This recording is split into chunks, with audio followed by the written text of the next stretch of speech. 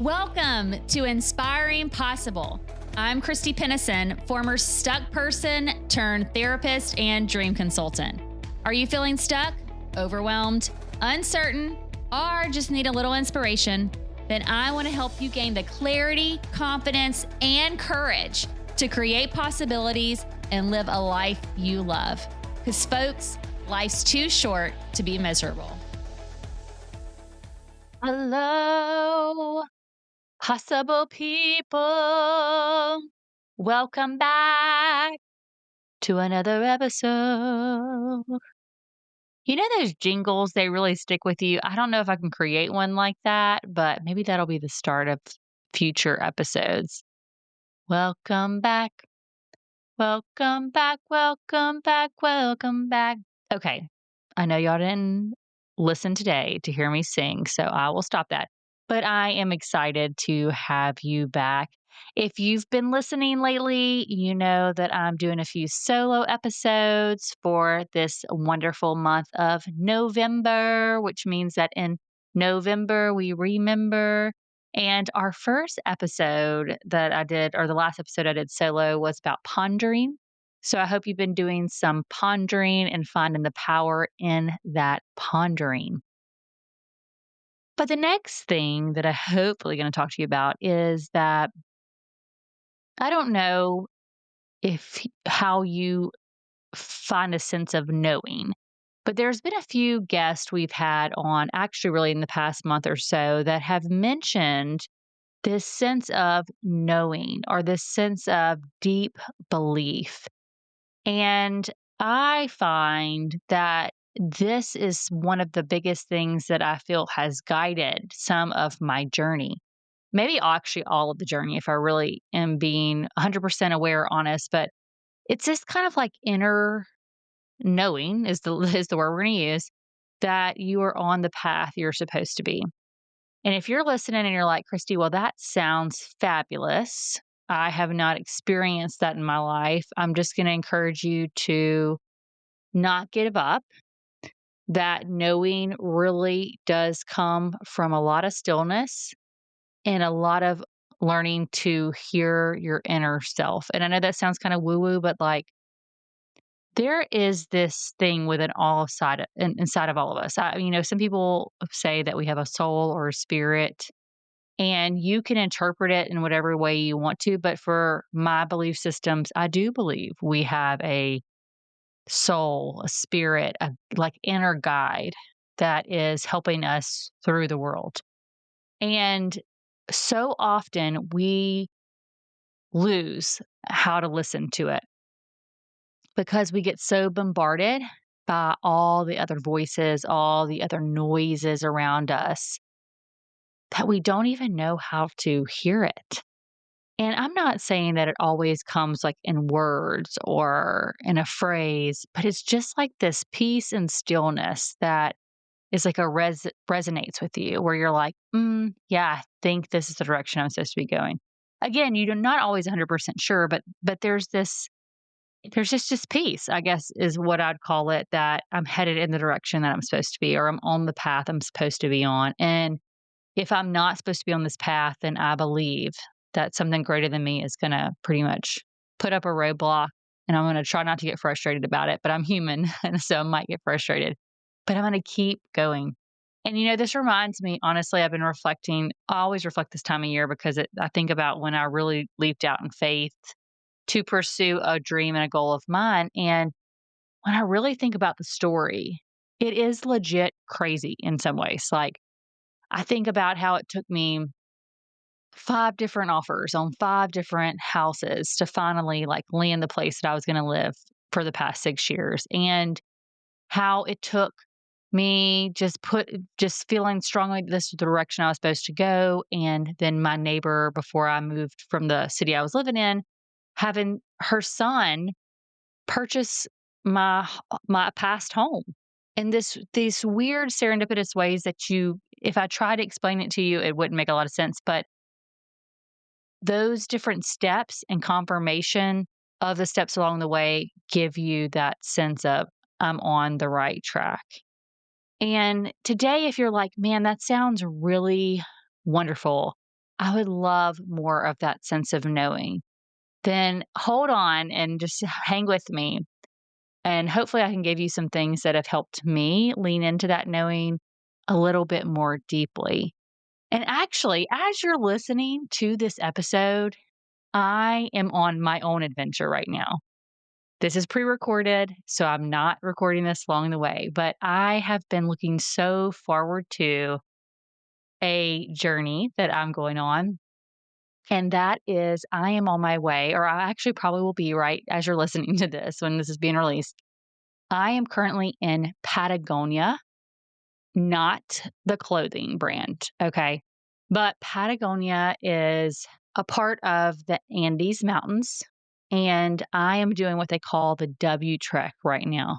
Say a prayer for me that I am being able to walk up the hill, mountain, and down the mountain. But the reason why I'm bringing that up is because where I have really found sometimes that knowing, it comes from stillness and beauty in nature. And we talked a little bit about this last episode, but I really want to start with kind of just a little bit of why this is important for me.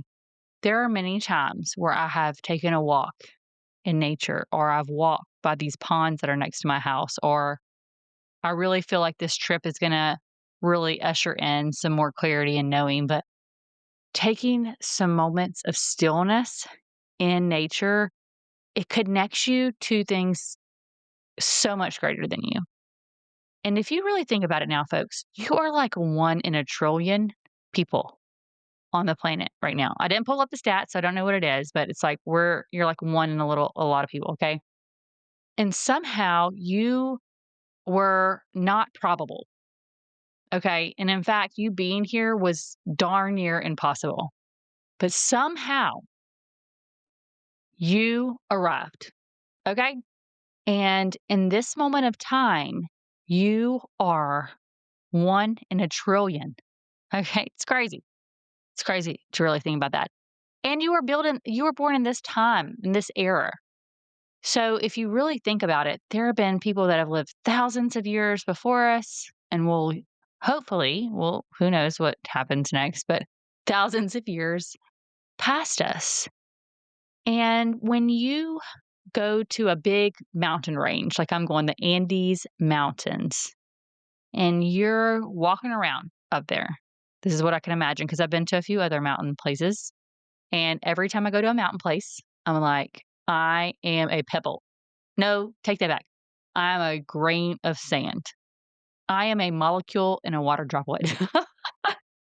And that just helps me realize that this is so much bigger than me and that as many people are living right now and as many places I could be living and as many of people I could have got dropped into. Like, I am here where I live in central Louisiana for a moment such as this. And there is great peace in that, but it's also a object of one of our guests earlier this year. She talked about surrender. And if you haven't heard her story, I think it was Isabel Diekler, I think. And I may have said her name wrong, but she talks about like not being able to walk for like a few years. And she used to walk perfectly fine. And she was just not being able to be mobile. And there was a moment in time where she laid on her floor and she said, I surrender. And at the moment she did that, things shifted. And the reason why I'm offering you all these kind of like things that are floating around my head right now is because I do think there are moments where we get to choose to surrender to something bigger than us. And when you are in the vastness and the grandeur of a big old mountain, there is something that just ushers into the spirit and the soul that we can live this life 1,000 ways, but there is a way that may be calling to us for us to live. And so when you get out in nature, you also notice things that you don't notice in everyday life. You notice, like, we were just sitting outside actually with some of my team members, and there was this leaf just like twirling from the tree. It's fall time, right, folks? And leaves are twirling from the tree, and it like twirled perfectly through the air, and then it landed on the ground. Or this morning, I was walking with some girls that I work out with, and I just happened to notice this huge spider web that was kind of like glistening in the sun that was along the stop sign. Or when I drove to said gym this morning, there was like this cloud of fog. So it's just there's this heightened awareness of senses, and there is some really awareness of yourself in the grand scheme of things that happens when you get in nature. And it's like somewhere between the silence and the scenery, I have realized that clarity and understanding that knowing for your life doesn't shout, it whispers. And they actually listened to a podcast, another podcast recently, where they have actually done research. Because we humans, we gotta have research. We gotta like link the science with it. But they've actually did a lot of research about how being in nature, grounds your nervous system and quiets the mental noise. Like they are really realizing that this nature thing where we've like lived for thousands of years within it and coexisted with it is important for us as humans. And not in nature always doing, but getting in nature and just being. And so some of the best insights, both personal and business for me, have come not from a meeting room. And I mean, I love some collaboration with folks, and I get so many ideas from people. Because I don't know a lot. I've learned some stuff, but I don't know a lot. And I've learned a lot from other people. But sometimes the best way we can move forward is to step away. And it's sometimes stepping away into nature. So I'm going to use some nature's metaphors to hopefully guide you on your path today. Remember, in nature, we can learn there are seasons. And if you think about it, we're going into a season we're not in winter yet, we're in fall, but we will be in winter. And winter is kind of that season that's known for like things dying. I hate to say it, but like it's like the leaves on the trees have kind of like all fell at this point, and it's kind of in a great sleep, right? And during winter, when things are resting, there comes spring, and spring often signals rebirth. And in summer, we're in full growth mode. And then in the fall, we start to shed and let go of things. Nature teaches us lessons, folks. This means that in life, you will have seasons. You will have seasons of rebirth. You will have seasons of growth. You will have seasons of rest, and you will have seasons of pruning. I'm curious, just by hearing those, which season do you find yourself in right now? Also, remember that we all have roots, and these are the unseen strengths that hold you steady. What are the things in your life that ground you? Is it your family? Is it your beliefs? Is it some greater purpose that you feel you're being pulled towards or that your life's about? And remember, we all have to sometimes allow moments of stillness for our roots to go deeper. And then also just water. I mean, think about the water that flows in our lives, through our lives, beside our lives. And sometimes when we really get to water's edge, like I'm literally looking at the pond out in front of my house right now, and I can see reflections of the trees, of the leaves, of the colors. It's really quite beautiful. And actually, I can see one tree that's closer to me so clearly, I can actually see the leaves, the branches, everything in the water. But remember, reflection only can happen in that water when things are calm. If it was like a storm outside right now, I would not be able to see the reflection in the water. And so it's another reminder that reflection only happens when things are calm.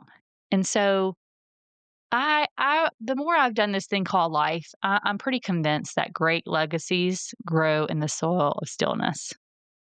I think about one of the greatest teachers known to man. Many of you have maybe heard of him. His name is Jesus. Like, he even went away to be, and he was, guess what, folks, in nature. And he was still. And guess what? He liked himself a mountain too. I think he went up on a hill a few times, just saying, and he liked the water. And again, I wasn't born in Jesus' age. I didn't follow him around. This is what I've heard from some people that have read the Bible. Okay. And I think there's other great leaders that you can also see where they took moments, sometimes forced, sometimes not by choice, in nature and stillness. And so this week, today, whenever you want to accept this challenge, I want to encourage you to create simple habits of connection. Okay. And here are just a few things that you could do that help you with this stillness pondering in this season. Because remember, solo episodes we're doing right now, we're looking at some 3 Ps: ponder, pause, and pursue. And so I would say that this nature business is like some pausing business. Okay. So you could take a mindful walk weekly. And when I say mindful walk, folks, I mean no technology. I know some of y'all might listen to this whole podcast on a walk or a drive. Thank you for listening. This is my plug. I really appreciate you listening. But sometimes you just need to get out and not have anything to listen to. You can go by yourself. You can bring a dog. You can bring a friend. You can bring a child. Preferably, honestly, if you're going to go for the stillness aspect, go alone. Okay. But just give yourself that moment to notice things. That's all you're doing, is noticing things around you, just like I did this morning with that lovely spider web. You can also try a 5, 4, 3, 2, 1 grounding practice outside. For those of you who are like not knowing what 5, 4, 3, 2, 1 is, it's normally 5 things you see, 4 things you hear, 3 things you feel, 2 things that you smell, and 1 thing that you taste. And it's really just an exercise to engage all the senses into the here and now. Or if you're like, no to either of those, Christy, you can also keep what they call a stillness journal. And what you do is you jot 1 thing nature reminded of you each week. So a question I would have for you is, where in your life do you need to slow down long enough to see what's been trying to show itself? Let me repeat that question.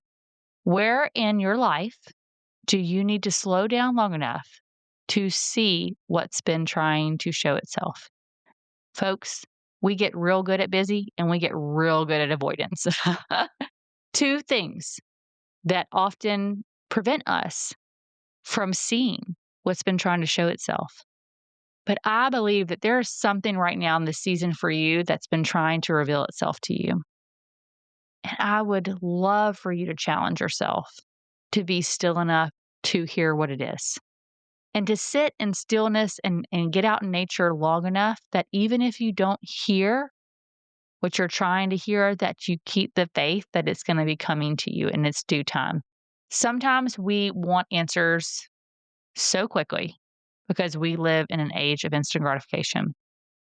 But what I found out is if I hang out long enough, pause long enough, breathe long enough, that time is a great revealer of things, and it will come to you. It will. It's either going to come to you, or what you shouldn't be doing should come to you. Okay. And that's sometimes a process of elimination. So I want to close with this as you go into your week: noticing nature, giving yourself time for pause, inviting stillness. That stillness is a teacher, but only if we give it time to speak. Next time, we'll talk about how to turn this clarity that you receive from pondering and pausing into purpose and creating that next step in that practice, but also into gratitude. So wherever you are in the world, I just want you to know, keep going. I can't wait till I get back off my adventure with the mountain that I'm going on, that I'm on currently, to tell you whatever spoke to me during that time that may can also speak to you. Because I do believe that sometimes we think that things that we hear are for ourselves. Sometimes the things we hear are actually for other people. And our shared human experience is it's so diverse, but it's also so similar in so many ways. And so we all need those moments of encouragement. We all need those moments of stillness. We all need those words of knowing. And so, friend, I hope you're able to enjoy whatever the day has for you and allow yourself a piece of that knowing. Until next time.